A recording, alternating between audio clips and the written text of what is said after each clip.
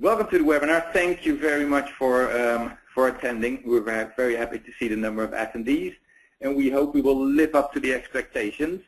Today we are launching a new free trend report, and we will disclose the download link directly after the webinar.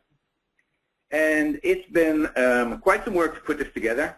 It's been a lot of fun work, and I'm particularly proud of all the contributors that have provided quotes and, even more important, interesting discussions where we both learned about the changes in our market. And before I introduce some of the contributors that are actually going to be co-presenters in this webinar, just some technical things. In the past, sometimes we have experienced some troubles with people using a Mac.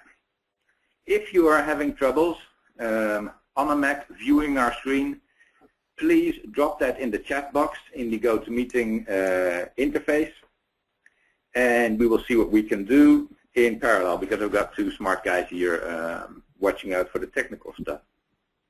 Second practical thing is, if you have any questions during the webinar, please also put them in the chat box, and we will see if at the end of the webinar we will be able to answer a couple, or otherwise come back to you one-on-one.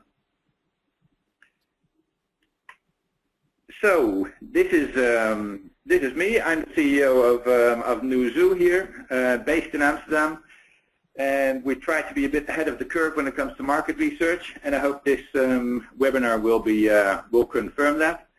But more important, there's other people on the call, and I want to briefly give them the mic to introduce themselves. And first of all, it's Nathan Salisbury of Global Collect. Nathan, could you briefly introduce yourself? Yeah, hi everyone. Good afternoon, good evening. My name is Nathan Salisbury. As Peter introduced, I'm the Global Director for Video Gaming and Digital Markets at Global Collect. For those of you that don't know Global Collect, we're an international payment service provider, very big in the online gaming space. A large proportion of our transactions are for MMO games. Hope you enjoy the webinar. Cool. And I'm also proud that we have Donovan of Curse calling in from the US. Donovan, could you do a brief introduction of yourself and Curse? Yeah, absolutely. Hello, everyone. I'm Donovan Duncan, Vice President of Marketing for Curse. If I sound a little sinusy today, it's because I am, so cut me some slack there. At Curse, our goal is to be the #1 media company in gaming. Right now, we're doing about 1 billion page views a month on our web properties. We're also doing about 300 million views a month on our YouTube channels. And we reach our audience in a variety of ways: esports, video coverage on YouTube, and then traditional editorial content. We've grown to about 150 people. We're in locations all over the world now. And again, our goal is to be the biggest media gaming company out there. Cool. Sounds good, Donovan. Okay, last but not least, Ralph, could you briefly tell about yourself? Hi, hello everyone. So I am founder and CEO of Untitled Entertainment, better known as ESL, one of the biggest, if not the biggest, esports league in the world. I've been lucky to be in the esports / gaming sector since 15 years, so I've seen esports starting from the very first days. And yeah, I've been part of that journey, and where it is today, as big as it is today, and hope it gets much bigger, or believe that it gets much bigger in the future. Okay, cool, Ralph. We'll go to just a brief overview of what we're going to talk about today, and a brief overview, actually, what's in the report, because in principle, what we're going to do today is have a quick walk through the report, pull out some key facts and insights, and have the contributors themselves explain their key takeaways on specific topics. And if you summarize what we're going to touch on, it's the PC market as a whole, as a global phenomenon, and also secondly, what are the trends driving the change and the business models that are influencing all the other stuff that we see, including esports and video use. And on esports, we have some specific stats, and of course Ralph on the call to talk about that, following of course the recent League of Legends final, which attracted many million live viewers. And the fourth thing is to talk about the use of video and the activity of communities around games, which is perfectly facilitated on the PC, and Donovan will be talking about that as well, and we'll have some key facts from YouTube as well as Twitch, who we've spoken to for this report. So why did we take the initiative to make this free report? There's basically three reasons. So the first is, we, as a lot of analysts, have been focused very much lately over the past year talking about, smartphones and tablets and making sure that everybody has data to base their plans on those growth markets. And now, of course, all the press attention goes to next gen. And, we felt that, especially because of all the negative press that PC hardware is getting about less sales and stuff, to put things into perspective, because please remember that, and that's the second reason, gaming on the PC is, when it comes to spending money and when it comes to number of people playing games, is still the biggest in the world and will remain to be so for at least a couple of years. And the third reason is, when you look back in time, the PC has always been on the forefront of innovating business models, technology, consumer involvement. And when you investigate what PC gaming is doing now and what is happening there, it shows us the way towards the future. So it's the biggest market in the world, it's innovative, and it's not only tablets and smartphones and consoles that dominate the gaming world. The PC is actually the only real platform that connects all the trends that people talk about. And these trends are not standalone, they're all connected. Because the success of streaming video and esports has to do directly with the shift towards free-to-play games as a service. It used to be that games were launched, they would have a trailer beforehand, after that the games were sold, and things were done. And now, the more time people spend on their games with their IP, the more chance they'll start spending money, and the more money the company will earn. So post-launch marketing gives an incentive to game companies to facilitate streaming video and visibility on a continuous basis. So all these things that you see here are all connected, and it's specifically the PC that does that job very, very well.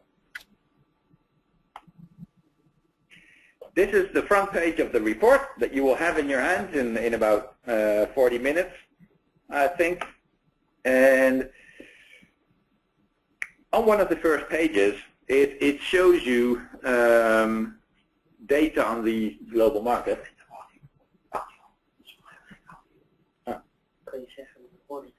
Okay, I just got through from the tech guys that some people are having troubles with the audio. I'll do my best to articulate well if that's the problem. If it's technical, just shoot messages into the chat.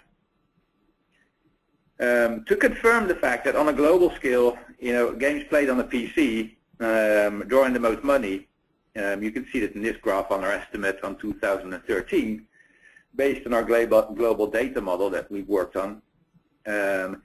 And 39% is spent through the computer screen, and that is divided into 30% for PC boxed and downloaded games and MMO games, and that 9% comes from online casual and social gaming. So it's not only Facebook gaming, but it's also casual destinations like Yahoo Games or King.com, and of course the local powers that operate in Asia.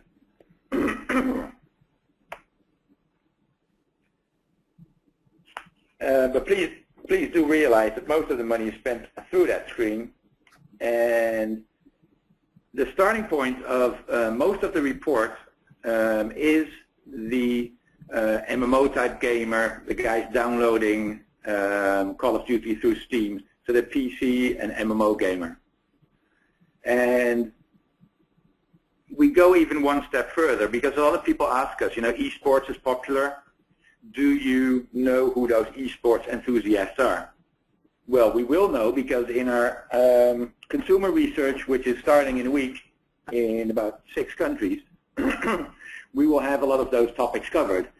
For now, what we do is we define the game enthusiast by using one of the 200 variables that we have available from our research in 18 countries to define who the most likely people are that are really interested in esports and are active in publishing video. And let's use the old-fashioned definition, the core gamer.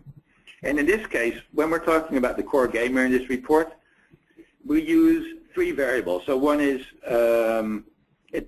they play a certain PC MMO genre, so we cut out the casual genres. It's real immersive games. And a second, pretty hard variable actually, is they spend at least $5 or euros or an equivalent in another currency a month. And then a third is, do they themselves consider them a very active gamer, and is gaming an important part of their lives? So that's a very strict definition. And to look ahead towards, more data on these core gamers, it actually zooms in on 25% of the global PC MMO gamers. If you would use the same definitions for consoles, it cuts it down to about 18% of all the console gamers in the world. And I think we're getting pretty close to the people that are most active in watching esports, participating, publishing content, etc. So if you forget about online, casual, and social, the market for MMO PC games is about 21 billion this year, of which a little bit more than half goes to the APAC region. And the role of the APAC region is going to increase. I mean, the share that they will take because of all the emerging markets there will become larger. Overall, the whole market, we expect it to grow between 15 and 20% in the coming years, which is a pretty healthy market. And for the people that are very focused on the US and North America, that share, the market will grow, but the share globally will go from 20 to 16%. So if growth is happening, where is it coming from? And in our global data model, we don't only talk about dollar figures, we monitor growth of GDP, of online population, share of paying players, etc. So we try to be early in spotting growth. So the little graph here to the left, it actually shows mature countries, including, say, Korea, Japan, and of course Western Europe, North America, on the bottom. And all the other countries are considered growth countries. And you can see in the mature countries, connectivity is almost complete. Still, it's easy to see that the potential growth, driven also through online connectivity, comes from outside of the mature markets. If you plot dollar figures on here, only 15% of the global population generates almost 3/4 of global game revenues. And we do a lot of estimates based on our financial analysis and consumer research. But what's very cool is that we have Nathan Salisbury of Global Collect on the line, who has daily insight into actual transactions on PC and MMO games across the globe. And on this image here, he has plotted the biggest growth countries. And Nathan, could you, in your own words, explain your experience and what we are seeing here? Yeah, sure, Peter. We process a huge number of transactions for MMOs. I think last year it was around 120 million, 115 to 120 million transactions And what we've seen over the last 2 years is the shift of the volumes going to many of the countries within Latin America and the Asia Pacific region.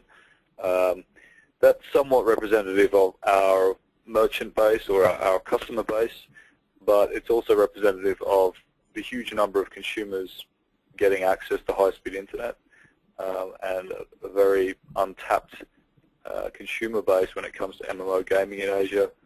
And it's also representative of the rise in popularity of Western market MMO games in the region, and the kind of crossover between two traditionally segmented markets.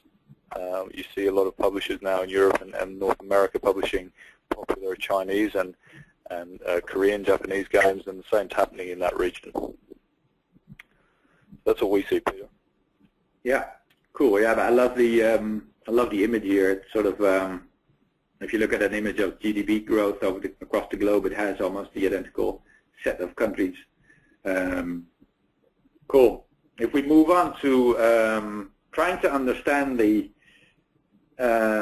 sheer size of PC and MMO gamer population, if we plot that definition that we mentioned earlier on when it comes to core gamers, or you could call it esports enthusiasts, the red bars represent the number in millions of people that meet those criteria, and the green are the total population playing PC and MMO games, regardless of time spent, money spent, frequency, etc. And what I find interesting is that well, the good news in the U.S., North America has the biggest number of core PC MMO gamers, but the highest share actually of people that spend money, consider them games a big part of their lives, and play immersive genres can actually be found in Latin America. And if you look at the lowest share, it came to a bit of a surprise to me in Eastern Europe, but we zoomed into that, and it's explained by the criteria of spending €5 a month, because that in Eastern Europe is still hard to find despite the enormous popularity of PC and MMO games. And the total for what you could call core PC MMO gamers is about 227 million. And there's about 137 million what you could call core console gamers. And by the way, there's overlap between the two, which is considerable. Yeah, our designer has the capability of drawing up cartoons. So, and she is actually called Madelon, but in this case, she would be an Elaine because she plays World of Warcraft and Final Fantasy all night. And we cannot stereotype this core gamer as a male, although the majority, of course, is. But there's a growing share, and we estimate at 31% at this moment, that is female. And as we all know, the age is young, but not as young as people would expect, because most are 26 years and up. And there's a big concentration of core gamers between the ages of 26 and 30. We cross-analyze core gamers based on our clients' variables or our own across 200 variables, going into crazy stuff like general interests and how many core gamers like fishing, for instance. It depends on what you guys need, what we can cough up, but these are just some examples, and it also shows that a lot of core gamers are actually parents. So this just emphasizes the takeaway here. And another hot topic when speaking about these game enthusiasts and about all the trends happening in the market is, are people sticking to one platform and one game, or are the people which are really dedicated playing games on all screens? And what we try to do here is take those core gamers in 3 really different territories and look at their mobile gaming behavior. And it's pretty dramatic what you can see there, because the majority and the lowest figure there is 85% for Germany of the people that spend money on PC MMO games also play mobile games. And at least 61%, again in Germany, also spends money there. And that percentage drops below 50% for an average gamer. Even going even deeper, looking at the whales, it's also there. The core gamers should spend more money. So it's proving that these dedicated gamers are like games in general, and they also spend money on other screens. So in this case, it's not surprising that for instance, the hardware accessory market is following. And I love that device, which I have at home, a Rig headset that can mix in your smartphone audio and calls and stuff. And it's also, an example is, NVIDIA Tegra, which is becoming a pretty big brand as a, highly immersive graphics on mobile devices, which is also illustrative. And I would like to move over to the business model side of things. Everybody's talking about free-to-play, etc. Before, I've just mentioned some stats there. The guys at Curse have seen this happening, of course, at the beginning. And Donovan, could you briefly give us some background on the innovation happening on the business side of the PC games? Yeah, absolutely. For us, it's been a very interesting ride over the last couple of years. We've had some tremendous growth. A lot of that has been fueled by a couple games that we really invested heavily in. League of Legends is of course one of those. We have a very successful esports team. We have 3 of the largest sites, and when we look at and analyze those games, I mean it's really, really unique. And I think the reason for that is, on the PC as a whole, you've got a lot more people taking chances with new development. Some of the consoles have really kind of made a lot of the same games over and over and over again, and that's definitely worked for them in some cases. But what they've done is they haven't really tapped into an audience that's constantly looking for that new fix, or that new exciting product. And specifically with PCs, indie development right now is huge. A lot of the really highly competitive MOBA-style games are very, very big, and people are willing to spend a lot of money on those games. And that's really telling, because what that says to us is that, especially for our audience, most of our players will spend a significant amount of money on a product that they feel is worth it, or on a game that they enjoy. And so it's not unlikely for me to be talking to someone who's one of our users and say, hey, how much have you spent on, let's say, League of Legends, for example, and they'll say, oh, well, I own almost every skin. And I mean, this is thousands of dollars in expenses over the course of a year or two, or however long you've played the game. And to us, that's incredibly interesting, and it says a lot about this type of gamer and this type of audience member. Yeah, cool. That's you've been at the start of a lot of this, and you mentioned League of Legends, which of course is one of the famous games which has of course started off being a free-to-play game, which is part of their success. They didn't have to make the transition. We do not believe that pay-to-play will disappear. We believe there will be a lot of hybrid models, leaving the choice to the consumers, as the subtitle "Power to the People" states. But still, most money will be, we expect to be earned with free-to-play MMOs, illustrated by a healthy annual growth rate towards 2016 of almost 20%. And when ranking countries based on this KPI, the rest of APAC, which probably is that's Thailand, Philippines, and Indonesia, Vietnam, Malaysia, they show the highest growth. We saw that before in Nathan's data. And the amount of money spent per time might differ per business model, and of course the payment method that people prefer can differ with that.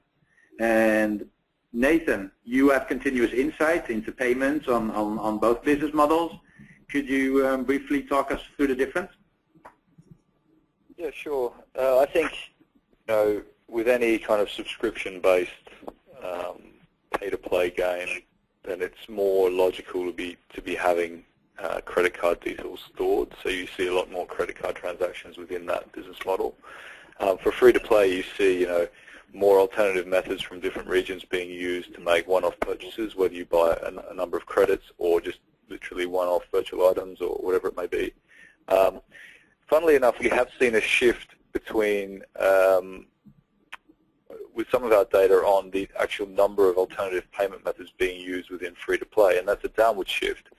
So what we're experiencing is that the free-to-play MMO developers and publishers are offering very sort of easy one-click credit card on file solutions for these gamers, which is actually bringing back the volume of credit card transactions to this model. But there's still a significant percentage which is alternatives, which is around, I don't know, around 20% or so. Yeah, cool. Interesting to see credit cards on the rebound indirectly. Moving on to some, another view on the market is the fact that it's not power to the people that not only count for consumers, but it's also for developers. Now games have become a service. The role of the traditional publisher has sort of changed, or almost has been taken away. So self-publishing has become the dominant way of doing business, and developers are faced with a lot of choices there. We all know that in the end your IP will run across all the screens, all the operating systems and everything, but when faced with a limited development and marketing budget, you need to make choices. And if you plot on our screen segmentation of the global market, the different operating systems, and I want to remind you that in between the screens, these segments are more schematic. It's not like that's based exactly on the amount of money going around on Mac gaming or on Wii or PlayStation, but it shows how fragmented a lot of screens are. And of course, the luxury of the PC screen is the fact that with one file you can reach an enormous amount of people, and you're in the biggest area, the biggest OS when it comes to money. And I think this image illustrates that pretty nicely. Moving on to more hardware stuff. The question is, if analysts say that PC sales is going down, what's the definition of a PC? It's the personal computer as we have known it for 30 years, but isn't everything a PC? Here at Newzoo, a couple people have the Samsung Galaxy camera, which uploads photos directly to the internet and could be considered a PC. NVIDIA's Tegra chip is in a lot of smartphones and tablets, and open up the Xbox and you'll find comparable specs to a PC. So the whole definition of what is a PC is sort of under pressure, and making it even more interesting is the fact that, of course, a company like Valve is coming to the TV screen with a Linux-based PC, and NVIDIA is offering cross-screen streaming of games. So our whole segmentation is under pressure, and we need to change with that market. But let's be realistic. Most things that we have around us, interfaces, are PCs actually. So where is the new the frontier? Where is the big bet or the growth coming from? Recently, Victor Keesley of Wargaming stated, quoting actually a data point of ours, $86 billion in 2016, and he said, why not aim for $200 billion? And some people laughed at him, but I found it inspiring. And when you look at how games are branching out towards all kinds of directions, including live events with esports, video, he could be right. And let's see it in a broader perspective, the impact that games are having on everyone. And when it comes to esports, the West has always been active in esports, but it is suddenly, since a couple of years, going through an explosive growth in attention, in attendance, in interest, in everything. And we put two quotes of our Chinese friends here and Korean friends, just to emphasize that this has been a bigger deal in Asia before. but the pace at which this is growing in the West is unbelievable. And one of the best people to talk about that is on the call. Ralph, could you briefly touch on the explosion of growth that you have experienced? Absolutely. So I think one of the first questions, and we see the numbers here, so our viewership, and it's live viewership only, and it's live viewership from the Western world only, actually. So Asia has some additional stats which are always a little bit more difficult to validate. Let me put it like this. The first question is like, who's actually watching these games, these guys and girls playing computer games? And usually that's very obvious in the first place. It's the players themselves, players who play the according games. But at the same time, like in any other sport as well, it's people who actually played the games in the past, who changed their life, who got married, finished university, whatever, don't have the time anymore to play the game regular. And they as in football, as in any other sport, are actually staying in the ecosystem, not all of them, but most of them, and actually continue to watch high-level tournaments and what other people can do with the game they used to love or still love. And with games like League of Legends these days, games like Counter-Strike in the past, who stay longer on top of the esports scene, actually outsiders start to gain interest, which have never really played the game, have never really been active with it, but have seen it so many times and get just drawn into it on big events, on big trade fairs, or on big one-off events.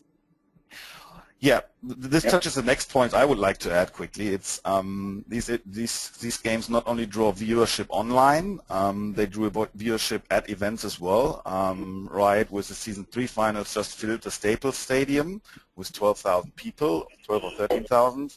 Earlier this year we had a final event in Poland for the Intel Extreme Masters, where we had 11,000 people in the stadium as well, more than 50,000 throughout the weekend. And these are the standalone events. But at the same time, at big trade fairs, like a Gamescom, like a PAX, everywhere around the world, esports stages draw thousands or tens of thousands of people. For example, Peter has been there, Gamescom the Sunday, our hall actually has been closed just because too many people have been in there. So that's a very typical phenomenon we have to work with. What games are actually viewership games? You would say we haven't seen growth across all genres in the last couple of years, but the main driver have been the MOBA games with League of Legends at the forefront. Twitch themselves has been a super important catalyst. They were the platform that brought streaming not only on a professional basis, but for amateurs, for players themselves, to a very broad audience, that enabled everyone at home actually to broadcast, and has really pushed forward this whole phenomenon. Another interesting thing is, as we are a German company, started in Germany 13 years ago, we still produce around 70-75% of our content in Europe, but the viewership is actually from the console-dominated market, the US, and if you count the US and Canada together, overall all our content gets 35% of the viewership comes from North America, which is quite significant and remarkable, I would say. Yeah, yeah, go ahead. It illustrates the uptake in the US and Europe. The USA Today and Forbes and stuff have suddenly really picked up on this subject, and rightfully so. If you look at the viewer numbers, and some developers say, I have nothing to do with esports because my game isn't that big. It's only for the League of Legends and the World Tanks of this world that it's suitable. But that leads us to the next subject. If you have a good game, a platform like Twitch allows you to stream your game, and Twitch has a lot of channels around games that don't have a professional esports game league. So, but people like to watch other people play games, simply to learn, to increase their competitiveness. So it is very relevant also for games with a smaller audience. And that takes us to the use of of video, and I want to stress that video is not a separate trend. It's directly also related to the fact that games are a service, and post-launch attention is very important. So companies facilitate that, allow people to stream content, and love it when people go as far, for instance, as with Halo, which is a console game, to use it as actually an engine to create an animated series. And Red vs. Blue, which has 110,000 subscribers on YouTube, is an example of that. And when you zoom in on the types of content, it actually is not the content created by the brands and publishers that is most popular. Don't forget that recently the #1 channel in the world on YouTube is PewDiePie, which has 14 million subscribers, generated 2.5 billion views of a person playing games. And one of the things when I was speaking to Rodrigo of YouTube, which is interesting, is that cinematic content is something that is underestimated by publishers sometimes, and consumers rip that content from the games and publish it on YouTube, and it is enormously popular, sometimes more popular than trailers even. And yeah, companies that really facilitate this benefit most. And indeed, YouTube had a nice white paper out which confirmed that you know, gaming videos is one of the fastest growing categories, showing over 200% or 100% growth in a single year in terms of time spent watching game-related videos. So this is, you know, this is the reason why we chose power to the people as a key point, because it's a unique thing that a PC brings to the table. People can hack you, can create add-ons themselves, can create communities around the game. And, well, there's no company in the world, I think, that has gone through that and offers an array of services that gives power to the people than Curse. And Donovan, could you briefly outline how you facilitate, for instance, consumer-generated add-ons, communities, etc.?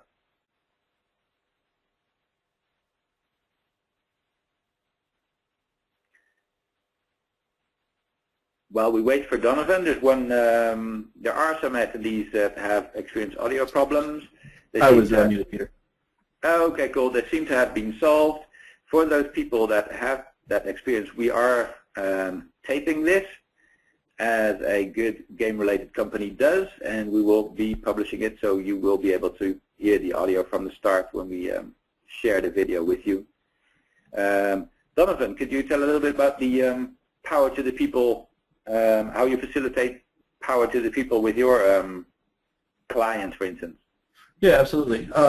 You know, we learned a long time ago that the internet's big and there's a lot of really passionate people out there. So, you know, we've done a lot of the same thing in terms of you know, when you're referencing Twitch and the ability for people to jump on there and kind of put their content out to the world, or even a YouTube where, you know, a person can make a video, put it up, and millions of people can watch it. You know, it's certainly not new to us. It's something we've been doing for a while, specifically with our websites and then the Curse client. You know, what we've created is a platform, right? It's a platform where people can engage, can talk about their favorite games, they can host content, information, guides for the things they're most passionate about, which, you know, today could be a certain game and tomorrow, you know, a different game.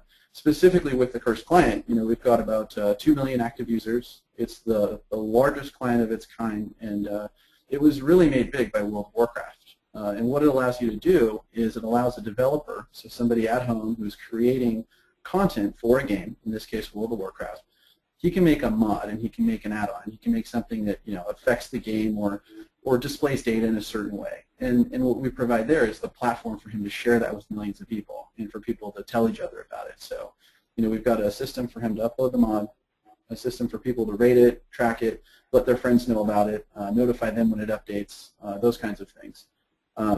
And, you know, hugely successful. We're doing 30 million downloads a month. Last year we paid out over $1 million in cash to the mod creators, which really, you know, really sets us apart, I guess, from the competition and anybody else who's doing that. But It's only because we value, what those people need and require to make successful communities. They want to be known, they want to be able to share their content quickly and easily, and they want to be rewarded for their hard work.